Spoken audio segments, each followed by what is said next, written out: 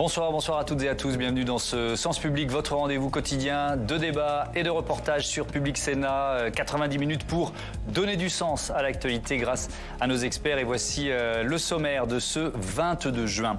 L'Ukraine est-elle en train d'échouer dans sa contre-offensive? C'est trop tôt pour en juger, affirme Volodymyr Zelensky. On n'est pas à Hollywood où tout se règle en quelques minutes, dit le président ukrainien. Peut-il espérer percer profondément la ligne de front? Que change l'attaque contre un pont stratégique de Crimée? Pourquoi l'Ukraine et ses alliés parlent déjà de reconstruction depuis hier à Londres, alors que la guerre est loin d'être terminée? On répond à ces questions juste après les titres. Et puis à Paris, depuis ce matin, c'est le défi de la dette et du climat qu'Emmanuel Macron et plus de 60 chefs d'État et de gouvernement relèvent.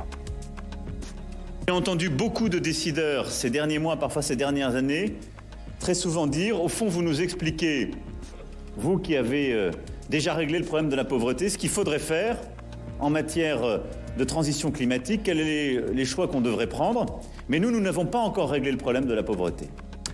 Que peut-on attendre de ce sommet Nord-Sud pour un nouveau pacte financier mondial? Combien de milliards de dollars faut-il mobiliser pour sauver les pays les plus pauvres, qui sont aussi les plus impactés par le réchauffement? Faut-il passer par de nouvelles taxes sur les activités les plus polluantes? On en débat dans 3 quarts d'heure. Mais d'abord, les dernières nouvelles en provenance du front ukrainien. Le président Zelensky admet tout de même que les progrès sont moins rapides que prévu. Jérôme Rabier.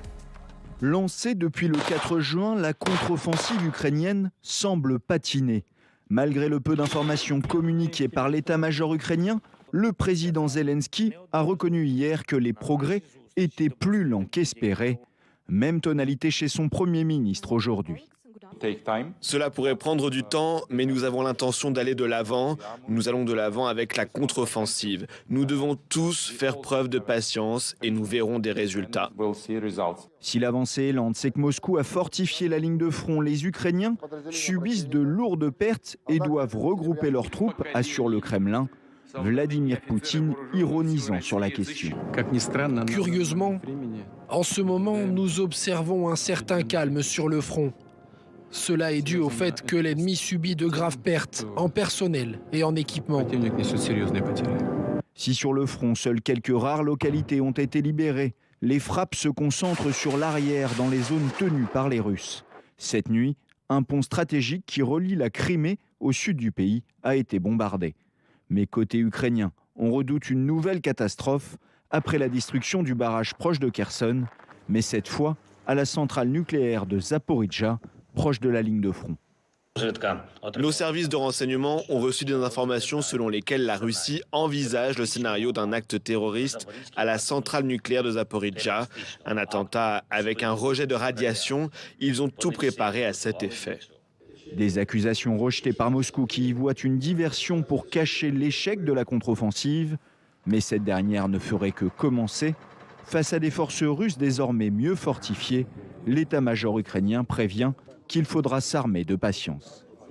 La contre-offensive, l'attaque du pont de Tchongar en Crimée, mais aussi cette conférence internationale sur la reconstruction de l'Ukraine qui se tient déjà à Londres. Beaucoup de thèmes à aborder avec mes invités. Le général Christophe Gomard, bonsoir. Bienvenue. Bonsoir, merci. Ancien chef du renseignement militaire. Ala Lazareva, bonsoir. Bonsoir. Bienvenue à vous aussi, rédactrice en chef adjointe du journal Ukrainsky Tidzien. C'est le seul journal ukrainien à avoir lancé une page en français et co-auteur de ce livre Gazprom, Nouvel Empire, paru aux éditions Les Petits Matins. Florent Parmentier, bonsoir. Bienvenue aussi. Vous êtes secrétaire général du CEVIPOF Sciences Po et chercheur associé au Centre de géopolitique de HEC. Laetitia Krupa, bonsoir Laetitia, éditorialiste politique. Bienvenue à vous. Alors, on démarre évidemment par cette contre-offensive, général Gomard. Est-ce qu'elle est moins rapide que prévu? Est-ce que ça vous surprend, ça? Non, je ne suis pas surpris. C'est-à-dire que je pense que les Ukrainiens ont attaqué en 3 endroits du front. Sans doute cherchait-il un endroit où la défense russe était plus faible et où le front russe était moins épais, j'allais dire, plus facile à franchir. La guerre, ça dure longtemps. Ça ne se fait pas comme ça. C'est-à-dire qu'aujourd'hui, ils doivent en effet effectuer une pause opérationnelle au cours de laquelle ils vont se réarticuler pour sans doute réattaquer ailleurs. Ça n'a pas percé cette fois-ci, ça percera peut-être une autre fois. On voit bien que le président Volodymyr Zelensky dit qu'il faut de la patience. Oui, il faut de la patience. À la guerre, rien ne se fait aussi rapidement qu'on peut l'espérer. Mais est-ce que ses alliés ont peut-être manqué de patience? Est-ce qu'il n'a pas aussi déclenché cette contre-offensive sous pression? C'est une vraie question. Est-ce qu'il a déclenché cette offensive en disant aux alliés qui leur donnent, qui lui fournissent du matériel, voilà, regardez, je fais des choses, je tente des choses, vis-à-vis de sa propre population également, qui est assez remontée et qui veut la victoire.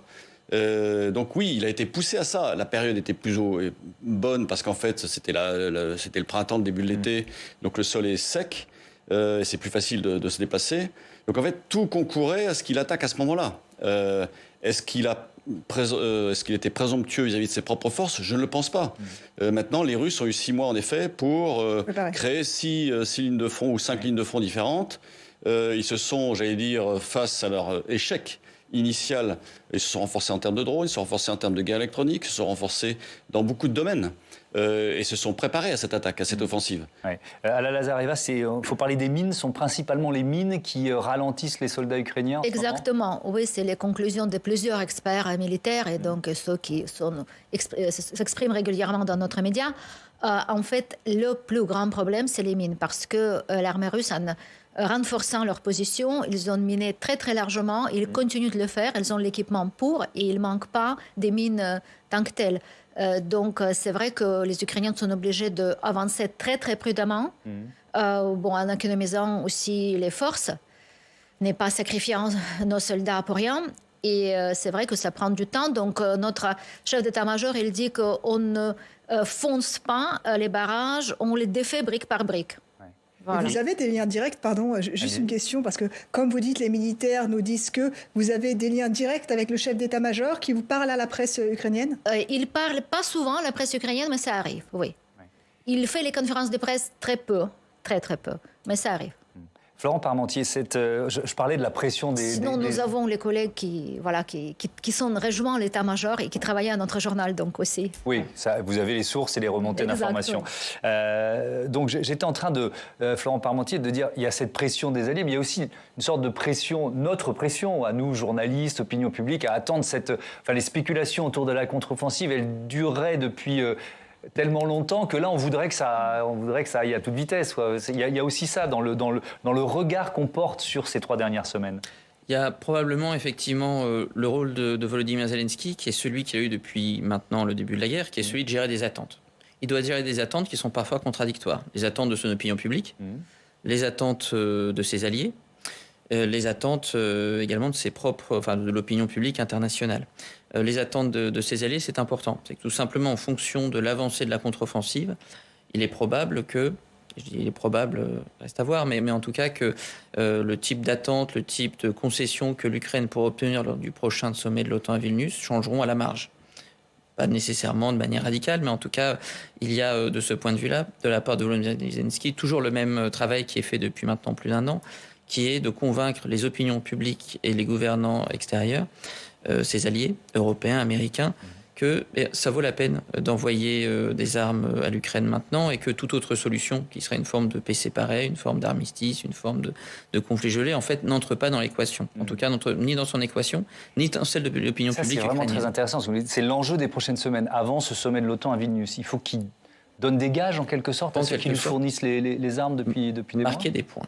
Il faut marquer des points à la fois dans l'opinion publique, auprès de ses alliés, tout simplement parce que dans quelques mois, les États-Unis seront dans une autre dimension politique. Ils seront sur des élections présidentielles et que dans ces élections présidentielles, on peut s'attendre à ce qu'il y ait au moins des passes d'armes, sinon des formes de questionnement.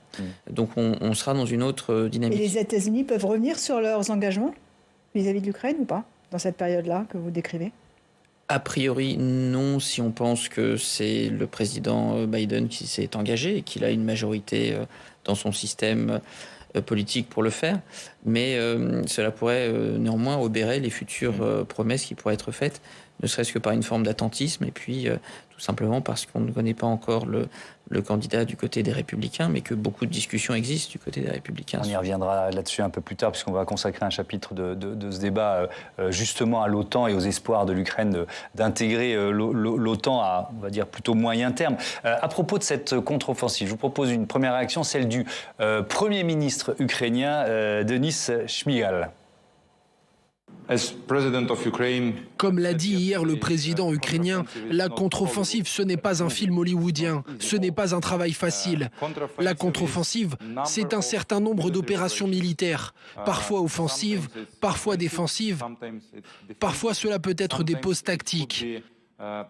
Malheureusement, lors de notre préparation pour cette contre-offensive, les Russes se préparaient aussi.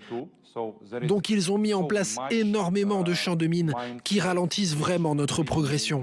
Alors cet argument du film hollywoodien, je l'ai pris moi dans les titres, c'était Volodymyr Zelensky qui l'a dit la première fois, et ça parle à l'opinion occidentale, on reconnaît son sens de la communication.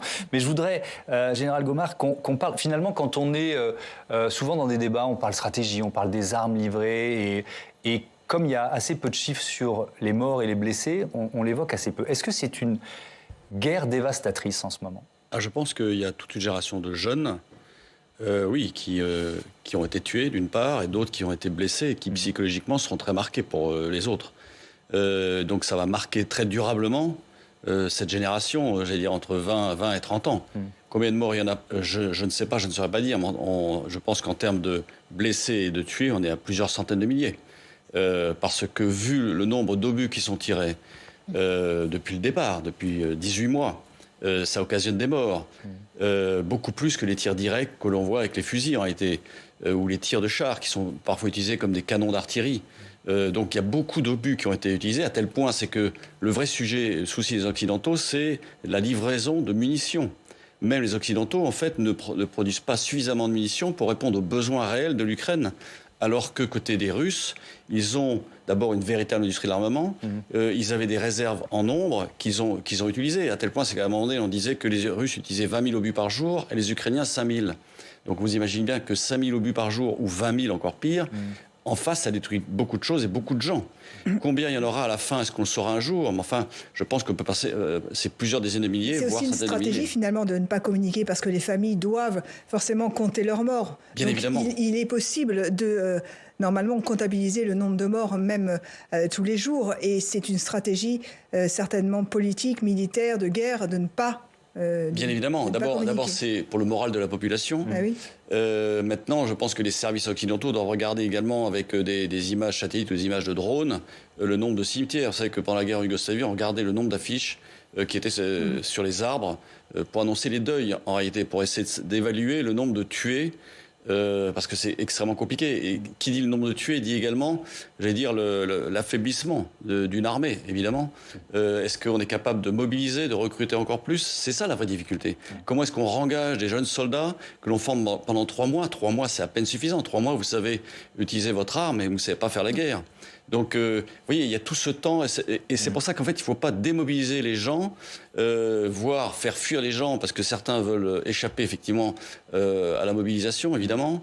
Donc ça, côté ukrainien comme côté russe, c'est-à-dire des deux côtés. Il ne faut pas se leurrer, c'est-à-dire que vous n'allez pas au combat sans y avoir été préparé. Et on voit bien à travers les témoignages de journalistes que ces soldats subissent énormément de choses. Et dans cette offensive, ils ont eu effectivement beaucoup de morts, à cause des mines plus exactement, des chars qui ont été détruits, chars occidentaux comme chars de conception soviétique. Donc oui, c'est très très dur pour eux. Et la difficulté d'un président comme Volodymyr Zelensky, c'est de mobiliser ses troupes, j'allais dire de les remotiver. Et on voit bien le discours du Premier ministre, comme on voit bien le sien, enfin celui de Volodymyr Zelensky. Vous parliez de la jeunesse des soldats. Quand on parle de l'Ukraine, j'ai souvent en tête ce film À l'Ouest, rien de nouveau, qui raconte la dernière, alors qui est évidemment adapté du livre de Joseph-Maria Rilke, si je ne me trompe, qui raconte la dernière année de la Première Guerre mondiale, avec une génération de jeunes Allemands qui partent au combat en pensant qu'ils vont marcher sur Paris, et puis qui découvrent la guerre le premier jour, avec des dizaines de morts parmi eux. Et je pense que quand on fait un débat sur l'Ukraine, il ne faut jamais oublier ça. Oui, exactement. C'est important de le dire. Alla Lazareva, est-ce qu'il y a un tabou des morts et des blessés en Ukraine, justement pour reprendre ce que disait Christophe, pour ne pas démoraliser l'opinion? Non, il n'y a pas de tabou, mais c'est vrai que le chiffre exact n'est pas connu pour l'instant. Par contre, quand on dit au revoir au héros, c'est toujours très émouvant. Il y a tous les gens qui passent et ils se mettent aux genoux aussi. Donc il y a tous ces rites qui se sont formés pendant cette guerre pour dire merci. Quand ils partent sur le front ou quand il y a des morts qui reviennent ou des blessés qui reviennent? Quand il y a les cérémonies d'enterrement, en fait. D'accord, de deuil. C'est très impressionnant aussi. C'est toute la rue, tous les gens qui passent, qui rencontrent. Donc, là, en fait, la procession funèbre, ils se mettent à demi-genoux comme ça. Et pour dire au revoir dernière fois donc à quelqu'un qui nous défend. Donc je ne dis pas qu'il y a un tabou, on en parle beaucoup. Je pense qu'il n'y a pas de village, de ville, le plus petit village qui n'a pas perdu au moins une personne. Tout le monde connaît autour de nous quelqu'un qui est parti. Pour moi, c'est les enfants de mes amis qui ont été tués, plusieurs. Donc c'est extrêmement douloureux, c'est la génération des gamins qu'on a vu naître et c'est tout le pays comme ça, on ne peut pas cacher cette vérité. Et c'est ce que disait Général Gaudin, c'est une génération sacrifiée dont on peut parler. Parmi les faits marquants de ces dernières heures, on en a vu furtivement une image dans le sujet de Jérôme Rabier. Il y a cette frappe contre un pont, donc le pont de Tchongar. C'est un édifice important qui relie la Crimée annexée, une région du sud de l'Ukraine qui est partiellement occupée par les forces russes. Les images que l'on regarde sont des images qui ont été publiées aujourd'hui sur un compte Telegram d'un responsable installé par Moscou dans la région de Kherson. Voilà, c'est toujours important d'avoir la source. Florent Parmentier, ce pont, c'est quoi? C'est un axe stratégique, il est important, qu'est-ce qu'on peut en dire? Je pense qu'il faut remettre la destruction de son pont dans le contexte plus global de la contre-offensive où il y a 3 éléments d'analyse qu'il faut observer. Le premier, c'est l'élément stratégique. Dans une contre-offensive, il y avait la question de quand allait commencer cette contre-offensive qui nous a occupés pendant plusieurs mois. Mais il y a aussi la question de l'effet de surprise. Jouer sur quand, où et quoi, finalement, c'était un moyen pour l'armée ukrainienne de préparer sa contre-offensive en essayant d'avoir une espèce de brouillard à partir desquels elle pourrait faire les choses. Là, effectivement, est-ce que l'armée russe a suffisamment protégé ce pont? La réponse semble être non.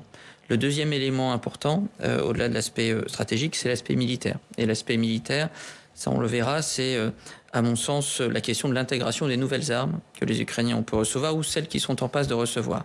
Avec toute une question qui est celle de l'aviation. Est-ce qu'on peut faire une attaque avec des blindés face aux défenses russes sans avoir une sorte de domination aérienne?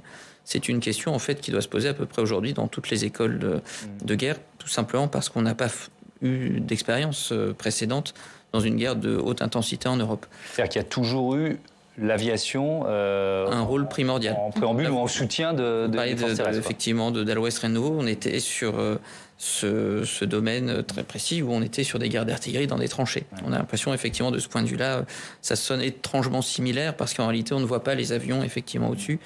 Et les as des as de la Première Guerre mondiale avaient un rôle de reconnaissance, un peu comme des drones, aujourd'hui. Donc on a ces enjeux-là. Ce qu'on peut dire sur ce pont, c'est tout simplement que aujourd'hui, l'Ukraine a malgré tout, l'armée ukrainienne a intégré un certain nombre d'armes qui lui permettent de... Est-ce qu'elle a les armes aujourd'hui et l'intégration de ces armes qui lui permettent de tirer avantage de ce type de point? Ça, c'est un élément encore qu'on ne sait pas et qui sera, j'allais dire, à l'origine de le succès ou non de la contre-offensive. Troisième élément, évidemment, l'élément politique. Il y a à la fois une question dans cette guerre, on parlait du nombre de morts, il y a des sondages aujourd'hui qui disent en substance je crois qu'il y a un article d'Ukrainskaya Pravda qui disait lors d'un sondage... C'est un journal ukrainien. Il y a Kiev qui disait en substance 37% des Ukrainiens connaissent soit un ami, soit un membre de la famille, donc un ami proche de la famille, qui est décédé au cours de ce conflit. Ça paraît considérable. Je ne sais pas si le chiffre est vérifiable. Je viens de le dire aussi. Je pense qu'il est malheureusement assez... crédible, vraisemblable. Mais ce qu'il faut observer, c'est que malgré tout, la cohésion et le moral, l'enjeu psychologique de cette guerre du côté de la population en Ukraine est assez remarquable. Plus de 90% des Ukrainiens sont persuadés que le conflit sera remporté par l'Ukraine et 50% à peu près pensent que ça le sera dès cette année. 25% disent à peu près dans les 2 à 3 ans. Donc on voit malgré tout que ce type d'image spectaculaire, c'est envoyer aussi un message à l'opinion publique qui consiste à dire qu'on est capable de les taper même en Crimée. Côté ukrainien, on a ces sondages. Côté russe, est-ce qu'on a... Enfin, vous voyez ce que je veux dire? Est-ce que Poutine a besoin de sonder son opinion? Il a forcément besoin de son opinion, ne serait-ce que pour savoir s'il peut mobiliser, dans quelle mesure il peut mobiliser, où.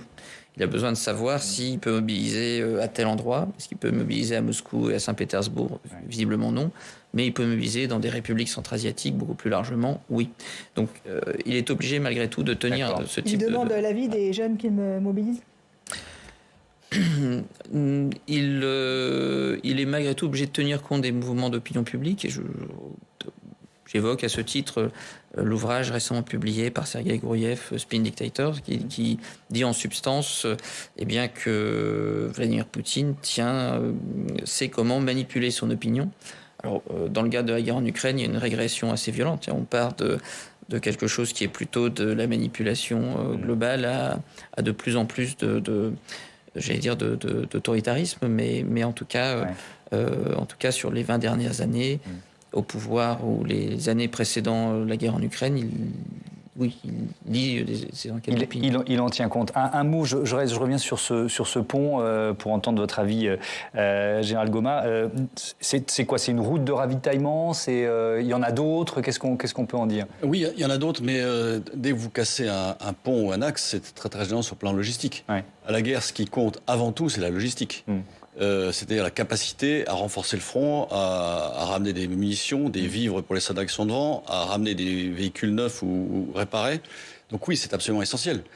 C'est bien pour ça qu'en fait, depuis le départ, on voit bien que chacun cherche à détruire chez l'autre des points de ravitaillement logistique, des citernes de carburant, des dépôts logistiques au sens large. Donc oui, un pont, c'est crucial. Et on voit bien sur le Dniepr, tous les ponts ont été cassés. Donc pourquoi? Pour empêcher les armées respectives de franchir ce Dniepr qui, par endroits, est large de plusieurs kilomètres. Donc oui, taper un pont, c'est quelque chose de très, très fort de la part des Ukrainiens et c'est très gênant pour les Russes. Oui. On va parler avec vous, Laetitia, du chef de la milice Wagner. Je crois qu'à chaque fois qu'on fait un débat, on peut consacrer un chapitre à Evgeny Prigojine parce qu'il prend la parole régulièrement. Il continue de communiquer contre la hiérarchie militaire russe. Il pourrait devenir quand même, pour Vladimir Poutine, un handicap. Oui, c'est plus un caillou dans la chaussure. À ce stade, c'est un boulet pour Vladimir Poutine. Mais déjà, on parlait là de propagande, on parlait d'opinion publique. Il y a aussi cet enjeu quand même pour Vladimir Poutine.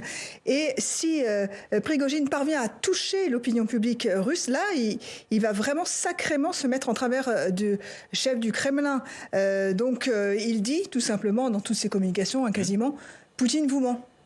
Poutine vous ment, il dit ça aux Russes. Ouais, on y reviendra, ça, sur le Poutine, est-ce qu'il cite le président ou pas? En tout cas, c'est le fond, effectivement, de ses interventions. Il a communiqué 2 fois déjà cette semaine. Alors, ça a commencé mardi, avec un communiqué de presse. Il fait ça dans les règles de l'art. Ouais. C'est son bureau de presse qui envoie un communiqué à tous les organes de presse et tous les médias internationaux. Donc, vous voyez, il a carrément organisé une structure autour de lui pour communiquer à l'occidental, finalement. Et ce communiqué de presse a touché les médias occidentaux. Par exemple, sur Twitter, le Jerusalem Post a tweeté après la réception de ce communiqué. Ah oui, on peut lire en titre « Prigojine se plaint que ses soldats n'ont pas reçu les médailles promises par la Russie ». Oui, et c'est effectivement l'objet de ce communiqué de presse. Prigojine fustige les autorités russes d'avoir oublié ses soldats après la bataille de Barmout, alors que Poutine aurait promis de les récompenser. Et dans son communiqué, par exemple, il dit « Selon mes informations, il y a une agitation autour des récompenses. Tout le monde a déjà oublié que mes hommes ont combattu et sont morts là-bas. » Donc lui parle de mort. Hier, il a recommencé, Evgeny Prigojine, avec un message, cette fois, un message audio sur Telegram. Oui, c'est un message assez long où il détaille les pertes russes. Justement, lui parle de pertes russes. Il dit que c'est tous les jours depuis le début de la contre-offensive ukrainienne. Et on sait que le chef de la milice Wagner est en guerre ouverte avec les autorités russes et la hiérarchie militaire. Et puis aussi le ministre de la Défense, et que finalement Vladimir Poutine le laisse faire. C'est un peu le fou du roi parce que ça permet à Poutine de faire pression sur son ministre de la Défense. Mais c'est un jeu dangereux parce que Prigojine voit de plus en plus loin, communication après communication.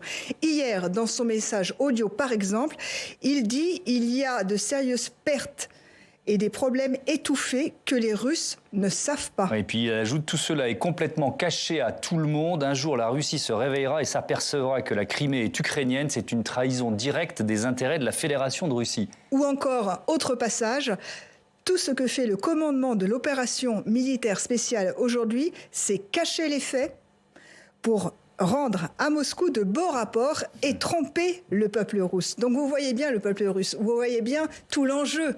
C'est-à-dire que si ce peuple russe prend connaissance et a déjà connaissance de ces messages nombreux qui sont diffusés sur les réseaux sociaux, il va falloir voir comment ce peuple russe réagit. Est-ce qu'il va se retourner contre Vladimir Poutine ou pas? C'est une vraie question. Alain Lazareva, que sait-on de l'effet de ces diatribes de Prigojine sur l'opinion russe?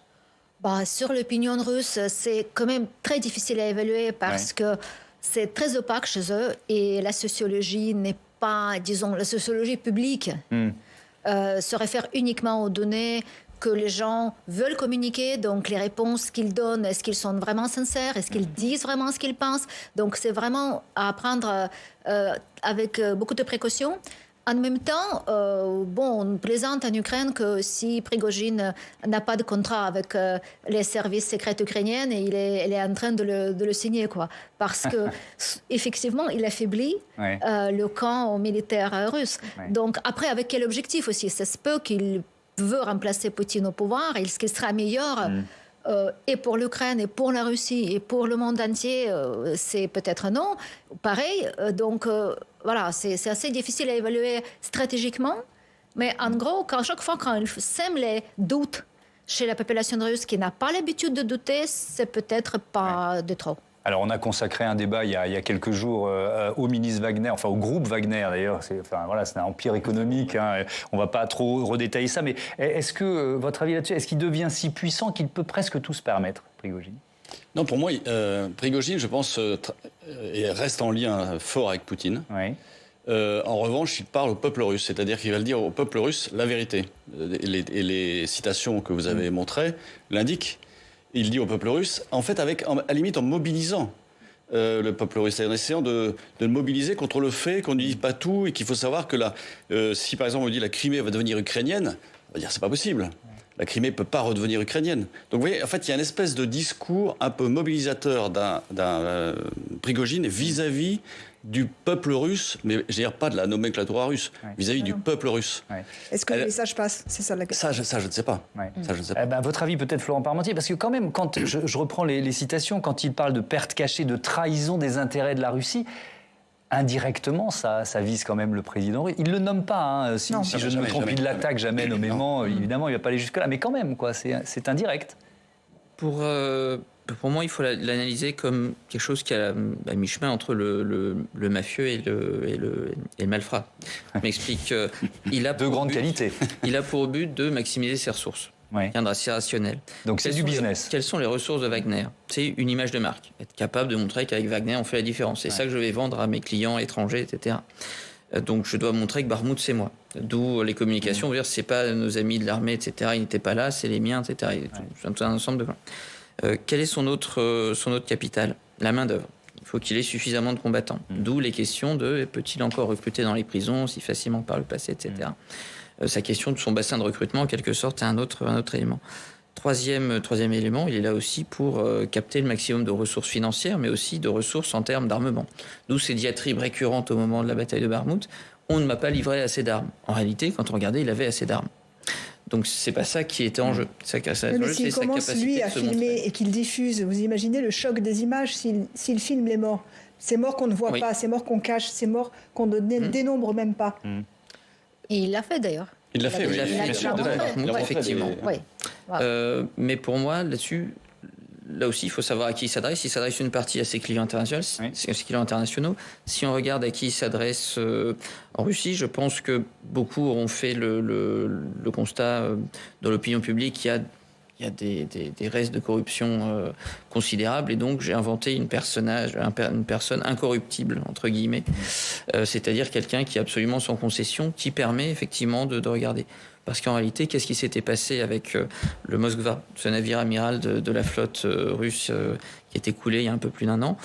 Eh bien, c'est que tout simplement, les systèmes électroniques qui devaient être remplacés n'ont pas été remplacés. Il y a un coup de peinture qui a été mis et ça a été facturé au prix de la remise à niveau de l'ensemble du système. Donc, la corruption, je pense que les Russes sont suffisamment au courant pour voir que ça n'a pas changé et que ça pose des problèmes. Donc l'idée est de dire, voilà, ça permet ce qu'on dit, il y a un proverbe russe qui dit en substance, il y a plusieurs tours au Kremlin, c'est-à-dire que le dépositaire du Kremlin, il maîtrise peut-être pas l'ensemble du processus, mais il doit être sûr parfois de jouer une tour contre l'autre de manière à pouvoir avancer dans certaines... Allez, on parle de l'OTAN. Je propose à Tam Tranui de me rejoindre tout de suite sur ce plateau. Bonsoir Tam, on l'a évoqué rapidement tout à l'heure, on est à un mois du sommet de Vilnius et l'Ukraine veut plus que jamais adhérer à l'OTAN. Et c'est ce qu'a réaffirmé au début du mois de juin Volodymyr Zelensky devant un parterre de leaders européens qui étaient réunis en Moldavie. Voilà ces mots. Tous les pays européens qui ont une frontière avec la Russie et qui ne veulent pas que la Russie leur arrache une partie de leur territoire doivent être membres à part entière de l'OTAN et de l'Union européenne. C'est là son argumentation, c'est là son avertissement. Alors l'adhésion de l'Ukraine à l'OTAN, ce n'est pas un sujet nouveau, loin de là. En 2008, déjà lors du sommet de Bucarest, le sujet est débattu, un accord de principe est consenti, mais sans aucun calendrier contraignant, car alors les Occidentaux ne sont pas tous sur la même ligne. D'un côté, vous avez les États-Unis qui sont favorables à l'entrée de l'Ukraine, c'est alors l'administration Bush, et puis vous avez Paris et Berlin, Nicolas Sarkozy et Angela Merkel, qui au contraire sont opposés et mettent leur veto. Et d'ailleurs, le président ukrainien, il l'a bien en mémoire. Ça c'est très clair, le président ukrainien en veut encore à l'ex-président de la République, en veut encore à l'ex-chancelière allemande l'année dernière après la découverte du massacre de Boutcha. Voilà ce que dit Volodymyr Zelensky. J'invite Mme Merkel et M. Sarkozy à visiter Boutcha et voir à quoi la politique de concession à la Russie a abouti en 14 ans. Voilà, ne pas provoquer la Russie, en voici les conséquences selon lui. Et ça a été d'ailleurs longtemps la position de la France et de l'Allemagne de ne pas provoquer la Russie. Et au mois de décembre dernier encore, Emmanuel Macron avait exactement la même argumentation. Dans un entretien au Monde, il disait « L'entrée de l'Ukraine dans l'OTAN serait perçue par la Russie comme quelque chose de confrontationnel. Ce n'est pas avec cette Russie-là que vous pouvez l'imaginer. » Est-ce que Emmanuel Macron aurait évolué quand même dans sa position ? Eh bien oui, on a l'impression qu'il y a une véritable volte-face, c'est une information du Monde. Le 12 juin, lors du Conseil de défense, l'Élysée s'est converti à l'adhésion de l'Ukraine à l'OTAN. C'est la position de la Pologne déjà, c'est la position des pays baltes. Reste que bien sûr, hors de question que l'Ukraine rejoigne l'OTAN tant que dure la guerre, en raison de l'article 5 du traité de l'Atlantique Nord qui définit la solidarité automatique avec un État membre agressé. Faire entrer un pays en guerre dans l'OTAN, c'est entrer soi-même dans la guerre. Et de son côté, Joe Biden, lui, a bien déclaré qu'il n'y aurait aucun traitement de faveur pour faciliter l'adhésion de l'Ukraine à l'OTAN. Merci beaucoup, Tam Tranui, pour toutes ces informations.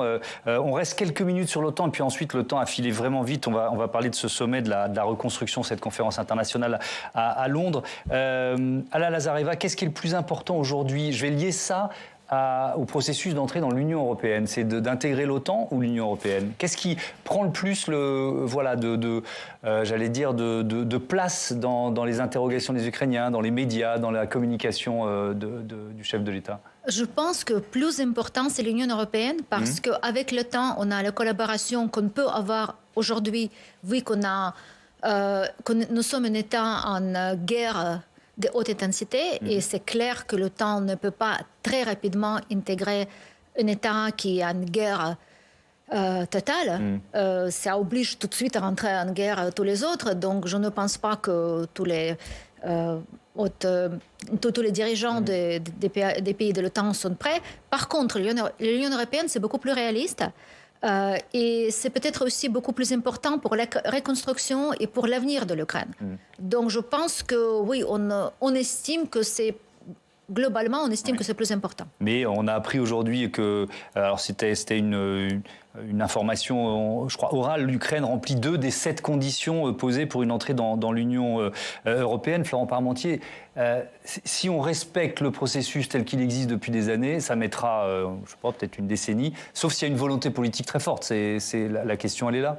La question, effectivement, est que les pays des Balkans ont eu un sommet en 2003, sommet Thessalonique, dans lequel il était promis de pouvoir faire des élargissements. Ensuite, ces élargissements, ils sont de nature technique, naturellement, mais aussi de nature politique.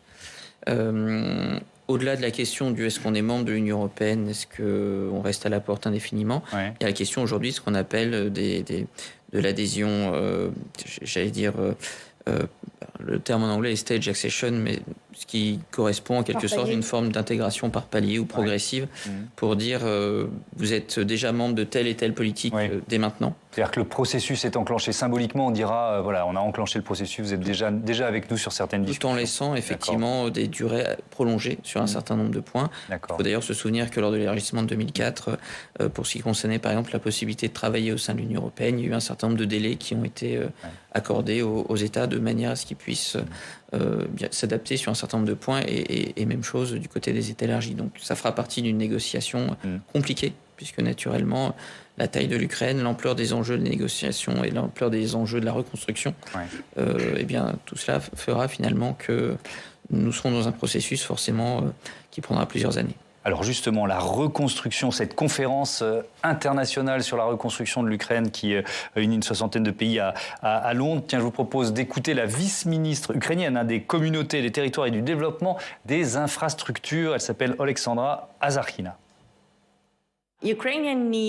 Les besoins ukrainiens annoncés dans le rapport de la Banque mondiale sont là. Et nous comprenons que pour atteindre ce montant d'argent, nous avons besoin des Russes pour payer. Les donateurs, comme vous le savez, s'attendent à être soutenus. Et à un moment donné, nous avons besoin que les Russes paient. Leur économie continue de fonctionner, de travailler, de croître. Et il faut juste qu'elle s'arrête à un moment donné et qu'elle paie vraiment pour ce qu'elle a fait.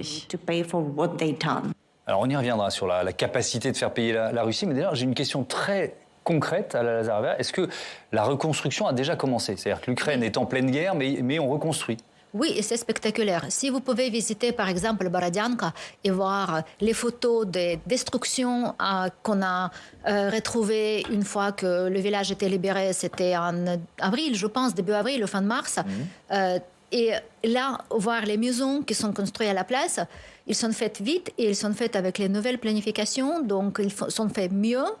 Et c'est aussi tout un enjeu de reconstruction, c'est profiter des malheurs pour faire vraiment mieux. Donc il y a beaucoup de spécialistes, beaucoup d'urbanistes qui sont engagés du monde entier pour essayer d'installer les nouveaux types d'urbanisme, les nouveaux accès, le nouvel respect des climats, qui n'étaient pas environnementales qui n'existaient pas auparavant, qui n'avaient pas été appliquées lors de la construction. Mais bien sûr, quand c'est les bâtiments de l'époque Khrouchtchev, évidemment. Ça c'est clair que non.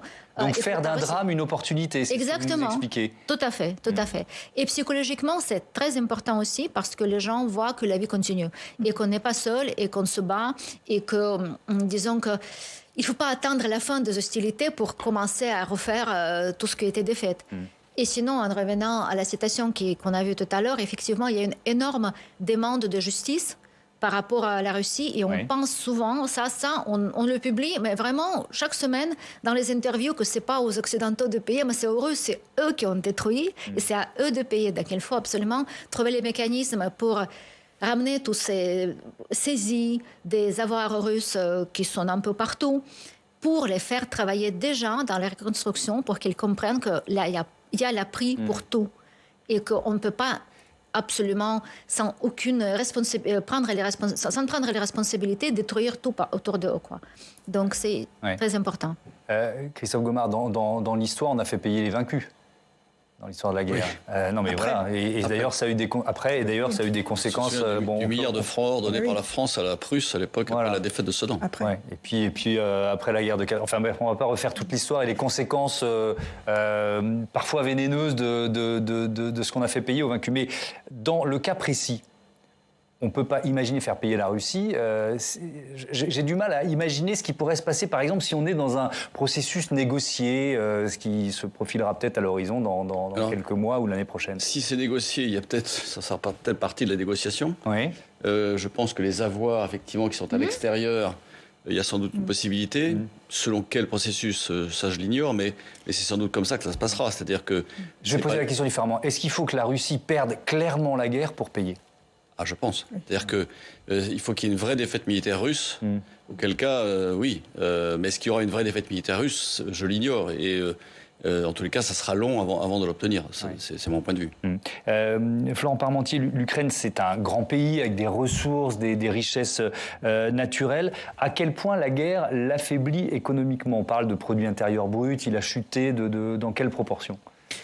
29% à peu près sur l'ensemble de 2022, 29 et quelques. C'est un peu moins d'un tiers de la richesse effectivement qui s'est cassée. Il y a la destruction des infrastructures qui sont importantes. Il y a eu, on se souvient, une importante campagne de bombardement énergétique. La plupart des centrales énergétiques, pas la plupart, mais en tout cas une grande partie des centrales énergétiques avaient été tapées, précisément au moment de l'hiver, histoire de tester un peu la résilience de l'opinion publique et puis aussi la capacité de production propre, avec un calcul de la part de la Russie qui consiste à dire nous, on construit chez nous nos propres armes. Les Ukrainiens dépendent de l'extérieur pour obtenir leurs propres armes, en gros des Européens, des Américains, mais ne pourront le faire à partir de production locale. Ce qui veut dire que le jour où les Américains ou les Européens avaient la mauvaise idée d'abandonner l'Ukraine, à ce moment-là, il serait très difficile pour l'Ukraine de pouvoir maintenir la situation dans laquelle elle est. Donc il y a ce calcul de long terme qui consiste à dire tant qu'on construit chez nous, détruisons les infrastructures de l'adversaire. Et je pense que le calcul est là. C'est un calcul de long terme. Mais je rebondis sur ce que disait Alain Lazare sur le fait de reconstruire dès maintenant. C'est-à-dire que ça peut être un cercle sans fin. C'est-à-dire, je comprends très bien l'effet psychologique, ce que ça représente pour les habitants de ces villages. Mais une infrastructure stratégique, par exemple, est-ce que ça sert à quelque chose de la reconstruire si potentiellement les Russes la détruisent de nouveau? Oui, à condition évidemment de pouvoir la sécuriser. De pouvoir mieux la protéger que la protéger. Mais c'est obligatoire dès lors qu'il s'agit de reconstruire des capacités de produire de l'énergie. Si vous n'avez pas d'énergie, votre économie ne peut pas tourner. Or, il y a encore... il faut voir aujourd'hui qu'il y a un besoin d'énergie à la fois de production et puis même... Globalement, donc on est dans ce défi-là. On disait que la guerre était avant tout quelque chose d'une affaire logistique. Parmi les logistiques, la capacité à approvisionner le pays en nourriture, en énergie, en eau, fait partie des défis qui permettent au front et à l'arrière de tenir. Oui. Et puis avec une notion... que moi, je n'ai pas souvenir d'avoir entendu lors des conflits précédents, qui est la notion d'écocide, d'impact environnemental de la guerre. On en a beaucoup parlé là, après la destruction du barrage de Karovka, évidemment. L'écocide comme une arme de guerre. Christophe Gomard, dans le sujet d'ouverture, on a entendu Volodymyr Zelensky alerter sur, selon ses services secrets, il y aurait des menaces contre la centrale nucléaire de Zaporijjia. Est-ce que... il se dit, je prends les devants parce que je ne l'ai pas fait avant la destruction du barrage. Enfin, j'ai essayé de comprendre pourquoi cette communication. Qu'est-ce qu'il y a derrière ? Moi, je n'y crois pas à ça, parce qu'en fait, personne n'a intérêt à ça. Qu'on fasse monter ça en menace, ça mobilise les Occidentaux. On sait bien que la peur du nucléaire est toujours très présente dans nos esprits, et en tous les cas, à l'Ouest, c'est très vrai. C'est une stratégie de la part de Vladimir Poutine, de brandir cette menace. Oui, mais là c'est Volodymyr Zelensky qui dit... attention, il prépare un attentat contre cette centrale. Mais les Russes n'ont aucun intérêt à faire sauter cette centrale. Parce qu'en fait, derrière, c'est des revenus, cette centrale. C'est l'alimentation d'électricité de pas mal de régions, dont la Crimée, dont le Donbass. C'est la revente d'énergie demain. Donc en fait, ils n'ont aucun intérêt à la détruire. Et surtout, les destructions seraient assez majeures. Donc je pense que ni l'un ni l'autre n'ont réellement intérêt à ce que... le vrai sujet aujourd'hui de la centrale, c'est effectivement l'eau du réservoir qui est du BC, et donc de l'alimenter en eau pour refroidir effectivement les réacteurs. Aujourd'hui, c'est ça le sujet aujourd'hui. On termine là-dessus. Merci beaucoup. Merci à tous d'avoir participé à ce débat. Alain Lazare, je rappelle le titre de votre livre, Gazprom, Nouvel Empire, livre publié aux éditions Les Petits Matins. Merci encore, à bientôt sur Public Sénat.